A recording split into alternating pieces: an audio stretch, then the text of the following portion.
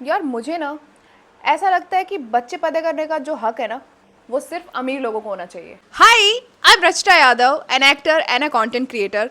Welcome back to my channel guys. Thank you so much for watching my videos. अगर आप मेरे channel पर नए हैं या आप मेरी वीडियोस से रिलेट कर पा रहे हैं तो ये चैनल ऑफ कोर्स आपके लिए ही है। प्लीज मेरे चैनल को सब्सक्राइब कर लेना। मिडिल क्लास और गरीब लोगों को ना बच्चे पैदा करने का हक ही नहीं होना चाहिए, क्योंकि बच्चा पैदा करके उनके साथ अत्याचार ही किया जाना है, क्योंकि प्यार तो उनसे दिया नहीं जाता। Just Indian parents think so. ये इंडियन पेरेंटिंग इतनी खराब है ना कि बस क्या ही बोले। पहले के जो माँ बाप हैं लाइक 90s के, 80s के या इवन 2000 के, उनको यूं ही नहीं पता है कि भाई बच्चा पैदा करना क्यों है तुम्हें। लाइक सीरियसली तुम लोगों को पेरेंट्स बनना है, पर क्यों? घर वालों ने शादी करवा दी, बाप रात को दारू पी के आ गया, लो हो गए बच्चे। कॉन्ग्रेचुलेशंस, आप इस दुनिया में आ चुके हैं बिना किसी प्लानिंग के। अब होगा तुम्हारी मौत का नंगा नाच शुरू। ये लोग तुम्हें हर रोज तिल तिल के मारेंगे जब तक तुम्हारी असली मौत तुम्हें ना आ जाए। लाइक बचपन से लेकर बड़े होने तक अब तुमको इनके इशारों पर ही नाचना पड़ेगा, तभी तो तुम एक गुड बॉय या गुड गर्ल बनकर सोसाइटी में नजर आओगे। क्योंकि इंडियन पेरेंट्स अपने साथ जजेस लेकर चलते हैं। ये मत करना, लोग क्या कहेंगे, वो मत करना, लोग क्या कहेंगे, वो चार लोग क्या कहेंगे। मुझे तो जैसे घंटा फर्क पड़ता है कि लोग क्या कहेंगे, उनको क्या पड़ा है। अब तुम्हें इंस्ट्रक्शन दिए जाएंगे कि इस टाइम तुम्हें उठना है, इस टाइम तुम्हें सोना है, तुम्हें क्या खाना चाहिए, तुम्हें लाइक स्कूल में टॉप करना है, तुम्हें अच्छे कॉलेज में एडमिशन लेना है। आर्ट्स कौन लेता है? तुम्हें IITian बनना है, IITian, वही रेस में दौड़ो। और सबसे ज्यादा फ्लेक्स करने वाली बात कि लड़के या लड़की के चक्कर में नहीं पड़ना है। अगर तुम लड़के हो तो तुम्हारी लड़कियां दोस्त नहीं हो सकती, और अगर तुम लड़की हो तो तुम्हारे लड़के दोस्त नहीं हो सकते। और अगर तुम्हारे गलती से लड़के या लड़कियां दोस्त हैं भी तो सोसाइटी को ये लगेगा कि तुम तो हाथ से निकल चुके हैं, वो तुम्हारे दोस्त नहीं है, तुम्हारा उनके साथ पक्का चक्कर है। पहले ये कोई कसर नहीं छोड़ेंगे कि तुम्हारी लाइफ में ऑपोजिट सेक्स का एग्जिस्टेंस भी हो। Then suddenly they came up with an arrange marriage setup कि अब भाई तुम ना सेक्स करने के लायक हो गए हो। इससे पहले कि तुम बाहर मुंह मारना शुरू करो, तुम्हारी शादी करवा देते हैं दहेज लेकर। क्योंकि लव मैरिज वो क्या है, वो तो हमारे कल्चर के खिलाफ है, उससे हमारा कल्चर खराब होता है। हम तुम्हें सेट करवाएंगे कि तुम्हें किससे शादी करनी है। धर्म, जाति, कास्ट, रुपया, पैसा, जॉब, स्टेटस, सब कुछ देखकर। इमेजिन, जिस रिश्ते का आधार ही लव है उसमें लव है ही नहीं, बस एडजस्टमेंट है। मूविंग ऑन, जब तक तुम इस सेटअप को मान लो तब तक तुम बहुत अच्छे बच्चे हो। तुमने अपना घर बसा लिया है। Like all society members will praise you. वो चार लोग will praise you. और इससे हटकर तुमने कुछ और करने का सोचा तो oh my God! इंडिया में अपना पैशन फॉलो करना ये तो भाई एक नेक्स्ट लेवल भसड़ है, नेक्स्ट लेवल। इमेजिन, तुम एक अमीर माँ बाप की औलाद हो और तुम एक दिन सुबह उठते हो और तुम अपने मम्मी पापा के पास जाते हो और कहते हो गाइज मुझे मुझे पेंटर बनना है, या फिर मुझे एक्टर बनना है, मुझे आर्टिस्ट बनना है, या मुझे अपना पैशन फॉलो करना है। And they will be like yes बेटा, क्यों नहीं, हमने इतना सारा पैसा किस लिए कमाया है? तुम्हारे लिए तो कमाया है ताकि हम तुम पे लगा सके। तुम्हें जो करना है, जो तुम्हारा दिल की इच्छा हो वो करो। वहीं मिडिल क्लास और गरीब पेरेंट्स बोलेंगे हमने पैसा इसीलिए नहीं कमाया कि तुम अपना पैशन फॉलो करो और तुम्हारे पैशन पे हमें पैसा खर्च कर दें।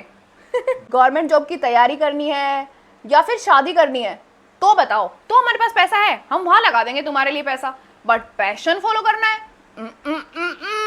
ये क्या होता है? ये नहीं हो पाएगा। वहीं अमीर पेरेंट्स के बच्चे होंगे एक या दो, क्योंकि उनको पता है सब सिस्टम कैसे चलता है। वहीं गरीब और मिडिल क्लास बच्चे पैदा करेंगे मिनिमम 3, 4, 5, 6, 10, या फिर जब तक बच्चा पैदा करेंगे जब तक दादी को अपना वंश नहीं मिल जाता है। बेटा, पोता, लाडला बेटा। वही तो मैं बोल रही हूँ कि कोई प्लानिंग नहीं होती इन लोगों की कि बच्चे पैदा करने हैं, उनके लिए फ्यूचर सोचना है। नहीं, बस बच्चे पैदा करके छोड़ देने हैं, बच्चे करते रहने हैं, बाकी पल जाएंगे अपने आप, देखेंगे जो होगा।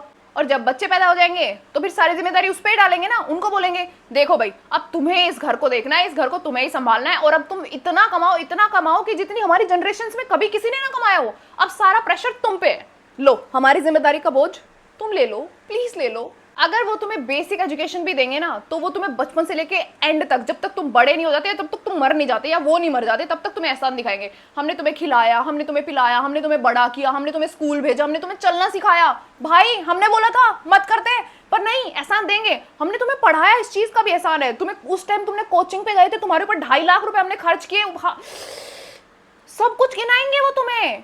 कि तुम हो जिसके लिए हम ये सब कुछ कर रहे हैं, तुम हो जिसके लिए हमने अपनी लाइफ ही सेक्रीफाइस कर दी, तुम्हारे लिए तो जी रहे हैं हम। आपको नहीं लगता ये पेरेंट्स का सेल्फिश मूव था तुम्हें इस दुनिया में लाना, ताकि तुम उनके बुढ़ापे का सहारा बन पाओ? बेसिकली इंडियन पेरेंट्स को मेंटल हेल्थ या जो ट्रॉमा वो बचपन से बच्चों को दे रहे हैं ना, उससे कोई लेना देना नहीं होता है। उनको वही करना है जो उनको करना है। मेंटली तो वो खुद स्टेबल नहीं है। अगर वो मेंटली स्टेबल होते तो दारू पी के बच्चे पैदा नहीं होते।